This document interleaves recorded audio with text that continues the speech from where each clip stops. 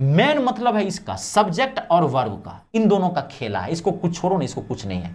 ये खाली जब ऑब्जेक्ट होगा, आप कोई काम कर रहे हो, किसी के लिए कर रहे हो, तो उसके ऊपर फल पर खाली उसको यहां पे रख देना, बस काम यहां पे। अब रूल क्या है, देखो इसका खेला है, दोनों इसका खेला है। मैन, मैन खेला किसका है, इसका।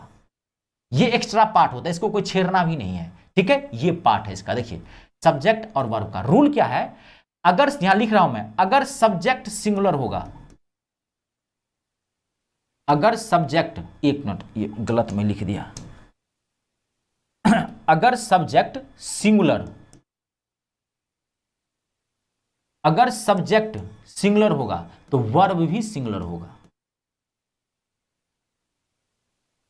ऑब्जेक्ट से कोई मतलब नहीं है, ऑब्जेक्ट सिंगुलर भी हो सकता है और प्लूरल भी हो सकता है, ऑब्जेक्ट का कोई लेना देना नहीं। मैन खेला है सब्जेक्ट और वर्ब का, अगर सब्जेक्ट सिंगुलर होगा तो ऑब्जेक्ट भी सिंगुलर होगा, ध्यान से रखना।